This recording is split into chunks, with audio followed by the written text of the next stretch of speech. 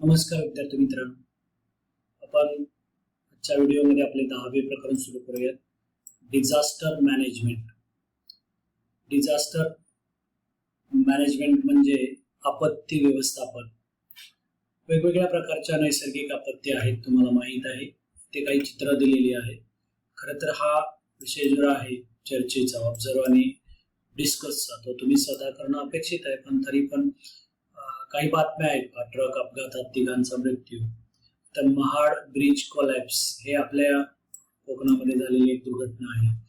रशियाचे विमान कोसळले वगैरे वगैरे, असं वेगवेगळ्या प्रकारच्या बातम्यांची काही कटिंग इथं लावलेली आहे. आता या सगळ्या गोष्टी ज्या आहेत त्या डिझास्टर या प्रकारामध्ये येतात. म्हणजे आपत्ती आहेत. त्या आपत्ती म्हणजे काय आणि कोणकोणत्या प्रकारच्या आपत्ती आहेत हे आपण अगोदरच्या इयत्तेमध्ये पाहिलं आहे. आता आपत्ती 2 प्रकारच्या असतात, एक नैसर्गिक आणि दुसरी मानवनिर्मित. आता त्यापैकी काही आपत्तींची आपण थोडक्यात ओळख करून या प्रकरणामध्ये घेणार आहोत. हे सगळे जे भाग आहेत बाळांनो, पहिले हे तुम्ही स्वतः करणं अपेक्षित आहे. काही अडचण असेल तर मला तुम्ही विचारायचं आहे. आता इथून पुढे जे आहे, we have studied 2 types of disasters. आपण 2 प्रकारच्या आपत्तींची माहिती या अगोदरच्या इयत्तेमध्ये अभ्यासलेली आहे. नेमली त्यांची नावं अशी आहेत. एक आहे मॅनमेड आणि दुसरी आहे नॅचरल डिझास्टर. मॅनमेड म्हणजे मानवनिर्मित आपत्ती आहे आणि दुसरी आहे नैसर्गिक आपत्ती. Into which categories do the disasters shown in the news item above आणि fall म्हणजे वरती ज्या बातम्या आहेत हे यामध्ये मॅनमेड कोणते आहेत आणि नॅचरल डिझास्टर कोणते आहेत हे तुम्ही जर वर्गीकरण करायला घेतलं तर बघा, ट्रक अपघातात 3 मृत्यू ही एक मॅनमेड आपत्ती आहे. आता महाड ब्रिज कोलॅप्स, त्या नदीला सावित्री नदीवरती हा ब्रिज होता बाळांनो. आणि त्या हे बघा, हा रस्ता आहे आपला मुंबई गोवा हायवे आहे आणि हा आता तिथे पूल नवीन झालाय. हा भाग वेगळा. हा इथे इथला जो पुलाचा भाग आहे मधला तो वाहून गेला होता रात्रीमध्ये. आता हे नॅचरल डिझास्टर आहे. वरदा वादळाचे चेन्नई थैमान हे सुद्धा नॅचरल डिझास्टर आहे.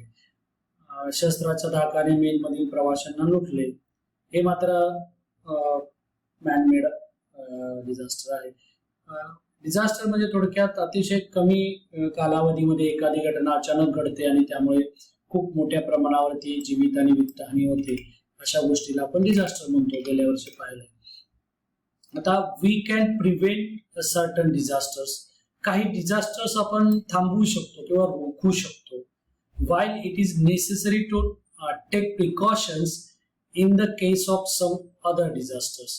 काही डिझास्टर्स आपल्याला थांबवता येण्यासारखे, जसं की ऍक्सिडेंट आपण जर काटेकोरपणे नियोजन केलं किंवा वाहनांची योग्य वेळी तपासणी केली, वाहतुकीचे नियम पाळले तर हे जे टाळता येण्यासारखी घटना आहे. आणि काही डिझास्टर्स आपण आवश्यक ज्या प्रिकॉशन्स आहेत, काळजी आहेत, त्या जर आपण घेतल्या तर त्याची तीव्रता मात्र आपण नक्कीच कमी करू शकतो. Natural and manmade disasters are related to each other. सगळ्यात इम्पॉर्टंट लक्षात ठेवा, जरी डिझास्टरच्या 2 आपण कॅटेगरी वर्गीकरण केलं असलं तरी सुद्धा both disasters, that is natural as well manmade, are related to each other. हे दोघे एकमेकांशी काय आहेत, संबंधित असलेले आहेत. Natural disasters such as famine, lightning strikes, cloud bursts, storms occurs due to change in the weather. दुष्काळ आहे किंवा विजा चमकणे आहे, ढगफुटी आहे, वादळ आहे, हे चेंज इन वेदर म्हणजे वातावरणामध्ये, हवामानामध्ये काही बदल झाल्यामुळे वेदरमध्ये, त्यामुळे येणारे डिझास्टर्स आहेत. नॅचरल डिझास्टर्स आहेत हे सगळे, आता आपण वाचले ते. आणि there is the possibility of loss of life and damage to property in such natural calamities. आता जेव्हा नॅचरल डिझास्टर येणार त्यावेळेला मोठ्या प्रमाणात लॉस ऑफ लाईफ, जीवितहानी होतच असते. आता जीवितहानी फक्त मानवाची होते का? नाही, प्राणी, वनस्पती यांची मोठ्या प्रमाणावरती हानी होत असते. डॅमेज टू प्रॉपर्टी, प्रॉपर्टीचं म्हणजे किती हानी किती होते हे आपण मोजूच शकत नाही. यामुळे who is to be held responsible for that आता आपण कोणाला याला जबाबदार धरणार आणि what can we do to deal with this losses. मग आपण हे जे आपलं नुकसान होतंय, विशेषतः जीवितहानी यातली खूप महत्वाची आहे, वित्तहानी तितकीच महत्वाची.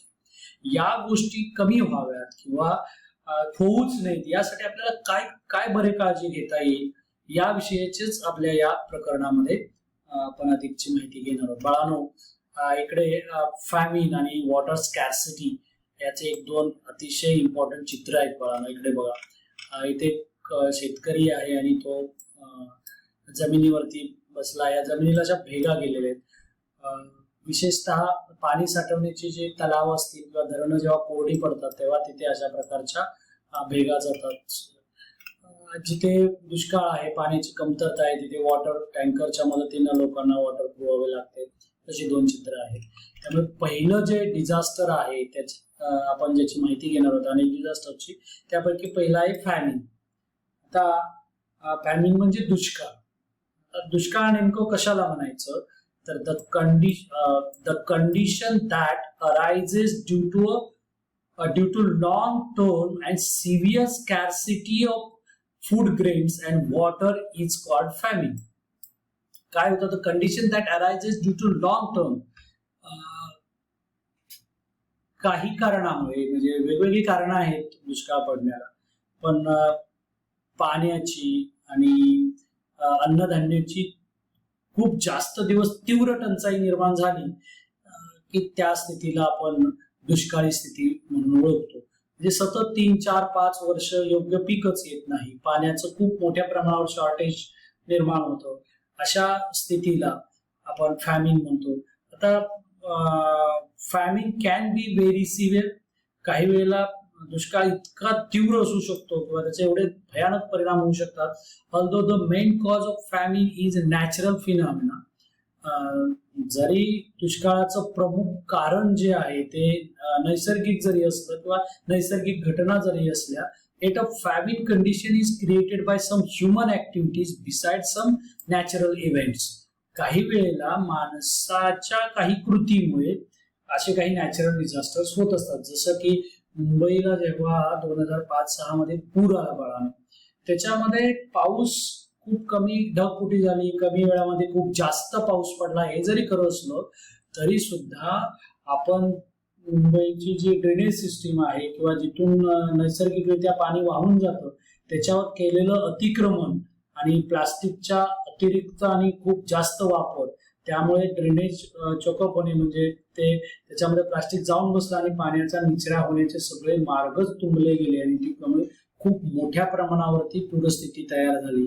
आता ते पूरस्थितीचं कारण आहे, म्हणजे नॅचरल डिझास्टर आहे, पण त्याच्यामध्ये ह्युमन ऍक्टिव्हिटी आहे. तसं फॅमिनच्या बाबतीत सुद्धा, म्हणजे दुष्काळासाठी सुद्धा काही ह्युमन ऍक्टिव्हिटीज काय असतात, कारणीभूत ठरतात. जसं की मोठ्या प्रमाणावरती केलेली जंगलतोड आहे, त्यामुळे पावसाचं प्रमाण कमी होतं आणि दुष्काळाला आमंत्रण मिळतं, लक्षात ठेवा. त्यामुळे जरी फॅमिनचा मेन कॉज नॅचरल फिनॉमिना म्हणजे नैसर्गिक कारण असलं किंवा नैसर्गिक घटना असल्या किंवा ते एक नैसर्गिक डिझास्टर असलं, नॅचरल डिझास्टर असलं, तरी सुद्धा काही मानवनिर्मित कारणं आहेत, ऍक्टिव्हिटीज आहेत ह्युमन, त्यामुळे सुद्धा फॅमिनला निमंत्रण मिळू शकतो. आता थिंक, लक्षात ठेवा, विचार करा, what would happens if no food were grown during 1 whole year. आता तुम्ही विचार करा, जर का पूर्ण वर्षभर कसल्याही प्रकारचं अन्नधान्य उत्पादन झालं नाही तर काय होईल. आता ह्याची खूप वेगवेगळ्या प्रकारची तुम्ही मला उत्तरं देऊ शकाल, पण सगळ्यात महत्वाचं म्हणजे तीव्र अन्नधान्याची टंचाई निर्माण होईल आणि त्यामुळे अन्नधान्याचे दर खूप वाढतील, काही लोकांना ते मिळणारच नाही, भूकबळी जाऊ शकतील, म्हणजे खायला मिळणार नाही म्हणून लोक मरू शकतील. म्हणजे अशा प्रकारच्या अत्यंत भयानक स्थितीला आपल्याला तोंड द्यावं लागेल आणि याच्यामध्ये सलग 2-4 वर्ष जरी अशी स्थिती राहील तर काय होऊ शकतं तुम्हाला माहितीये की आपण बियाणं जे तयार करत असतो पारंपरिक पद्धतीने, ते बियाणं खंडित होऊ शकतं. म्हणजे बियाणं शेतकरी काय करत असतो, नवीन पिकातलं धान्य, उदाहरणार्थ ज्वारी असेल तर बियाण्यासाठी तो वेगळी ज्वारी ठेवत असतो. समजा 3-4 वर्ष त्याला ज्वारी पेरायला संधीच नाही मिळाली, दुष्काळच असेल तर त्याच्याकडची ज्वारी आहे ती काही त्याच्यापेक्षा जास्त दिवस टिकू शकणार नाही. आणि ते खराब होऊन जाईल आणि त्यामुळे त्याच्याकडचं बियाणं संपेल. कदाचित एखादी अशी पिकाची प्रजात सुद्धा सलगच्या 10-12 वर्ष येणाऱ्या दुष्काळामुळे नष्ट होण्याची शक्यता असते. डिफरंट कारण तिकडे होऊ शकतील, परिणाम होऊ शकतील. आता कॉजेस ऑफ फॅमिन, दुष्काळाची कोणती कारणं आहेत? एक गोष्ट लक्षात ठेवा बाळांनो, दुष्काळ 2 प्रकारचे आहेत, एक ओला आणि दुसरा सुका. ओला दुष्काळ हे दुष्काळाचं काही मुख्य कारण नाहीये. सुका दुष्काळ म्हणजे पाण्याची टंचाई, पाऊस न येणे आणि खूप जास्त इतका पाऊस येणे की जमिनीचं नुकसान होणे, पूर येणे, त्यामुळे पिकं तयार न होणे किंवा पेरायला संधी न मिळणे, आलेल्या पिकांचं नुकसान होणे, ह्या पण स्थितीला दुष्काळच म्हणतात बरं का बाळांनो. तो ओला दुष्काळ असतो. आणि जेव्हा पाऊस कमी पडतो त्यामुळे पाण्याची तीव्र टंचाई निर्माण होते, त्यामुळे पण पिकं आपण घेऊ शकत नाही, त्या स्थितीला पण दुष्काळच म्हणायचं. फक्त तो सुका असतो, तर त्याला ड्रॉट म्हणायचं, अवर्षण. दुसरा आहे heavy rains and flood. Drought म्हणजे कमी पाऊस पडणे, किंबहुना पडणेच नाही, अतिशय कमी. हेवी रेन्स अँड फ्लड, खूप जास्त पाऊस येणे आणि पूरस्थिती निर्माण होणे. क्रॉप्स गेटिंग वॉश्ड अवे और damaged in the flood, crop वाहून जाणे फ्लड मध्ये.